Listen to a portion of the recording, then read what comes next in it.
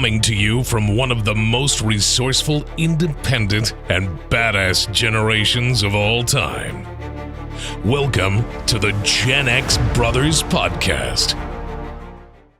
I'm back to Tommy Lee and Pamela Anderson, the TV show that I'm wondering. Like, I'm curious if Tommy Lee and Pam are even behind it, because like I listen. They're making him out to look like a total dick. That's what I was gonna say. I mean, Tommy comes across as a huge dickhead. I have a clip. Let me play this clip, and then we can kind of discuss it. Let's hear. This is from the first part of the show. It's really no spoilers. I mean, we kind of know exactly what's going on in the show. It's about a guy who finds the sex tape. Yeah, and I think they're embellishing a lot of it. So the premise is that this guy, they're working construction for his new house to make this love palace. Seth Rogen. Yeah, Seth Rogen. Yeah. It took me a while to figure out that's who it was, because he looked so different. Yeah, he looked good. Totally he looked, the total mullet and stuff. Yeah. So the premise is that they rip these guys off.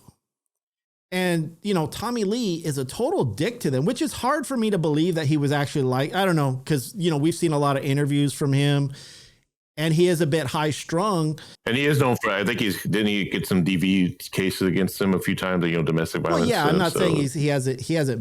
It just seems weird to be like when you come from nothing, and then when you have money and some guy needs to do a construction job, like, why would you be a dick? Like, give him the money, it doesn't. Yeah, that's why I think most of the shows like fictional. And I think what they did was they took up the premise of what really happened, and they just like made like just a regular story out of it, maybe on their own. And I think that's why Tommy Lee and Pamela isn't behind it, because I went on his Instagram, because typically if they're in part of some kind of show like that, those guys are always sharing hey, check out our show and but he's not sharing nothing about it. And I was trying to find some interviews with him to see if maybe he talks about it, and maybe because it's got to be it must be unauthorized. But if it is, then what's keeping him from like trying to get it shut down? Well, I think it's based on a book that somebody had wrote about maybe it's from that original guy that I kind of caught a little bit of the credits that said based on. I don't know if it's that guy, the guy that released the tape. Maybe he wrote about it, which is why it would be from his perspective, and of course exaggerated, because they actually make Pam Anderson come across as being really elegant and sweet. She was very innocent, and it just seemed like Tommy's like fucking Godzilla and just a dick to everybody, and I was like, man, it doesn't seem right, but I'm on the fence. The guy does a good job, though. Like, he's the guy that plays a Winter Soldier in the Captain America movies and Avengers. Oh, really? Okay. I don't know if you recognize. Yeah. So he just comes off as an arrogant dick, so I don't like that Tommy version. Like, even when he's like practicing, he's like, yeah, fuck you, and he's, it's just like, so basically the guy has to steal a safe out of his house to get paid, and in that safe is the tape, the infamous tape, and they take it around. He's got the guy from The Office, right? That guy, the long-haired, the porn director guy. Wasn't he in The Office? No, he was in Parks and Recreation, I think. Yeah, one of those episodes. Yeah, he's really good in that, and the show is really good. I mean, I liked the gritty part more than the love story between him and Pam. I'm like, I was almost ready to fast forward. I was like, yeah, well, I feel like they're going for a Sid and Nancy type of vibe, but not Sid and Nancy, but as if, like just the way they are with each other. Like, they're so inseparable and crazy in love, and like how Sid and Nancy was, but without all the heroin and and stuff. They're on what, like the 4th episode or something right now? Yeah, I believe so. So it comes out every, I want to say Tuesday night. So one thing I have to commend them on, tremendously commend the production, except for one small thing, and that is the dick scene. Yeah. Oh, yeah. So when he's talking to his dick, for one, that they show his dick throughout most of the footage, which you don't see in regular TV. I mean, that's a big mark. You see women's bodies all the time, left and right. But the fact that they made,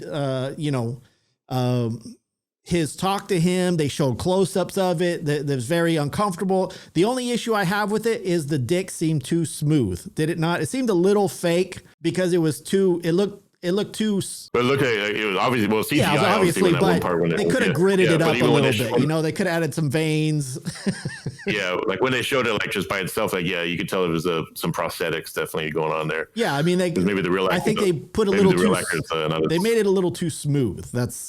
That's my only, but for them to actually take that chance and to do it. I can't remember. Was he circumcised or not? No, I don't think so. But I mean, it's a bold move because nobody's ever done that. Concentrated on the dick of one of the main characters, and obviously Tommy Lee is known for his dick. So, so you got to give him credit for that. I mean, that's pretty remarkable that he's talking to his dick, and the dick talks back to him and tells him not to marry her, and I have a feeling we're going to see that more in the show too. Yeah, or other people are going to try to do it as well too. Yeah.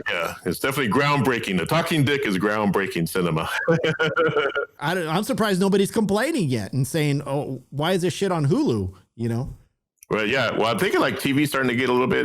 Like even on CNN, like some of the anchors are saying the word shit now. Like what's his name? Who's that one? Chris, whatever his name is. That one anchor. Yeah, they've all been saying it since Trump's been. Might have even heard the F word. Yeah, they did. They have. I mean, they use it as an excuse because they repeat whatever like Republican dipshit said it or whatever. Yeah, and they'll warn you, say there's going to be graphic language, which is stupid. It's like, okay, it's cable TV. Yeah. If a kid is not supposed to hear dirty language, he shouldn't be watching TV in the first place. I'm sorry. Exactly. And damn well their parents cuss 10 times as much as anyone else. From school and everything else. So come on, give me a break, man. Language should be, like I said, I believe people should be able to say what they want. I've always cussed. I cussed in front of my kids.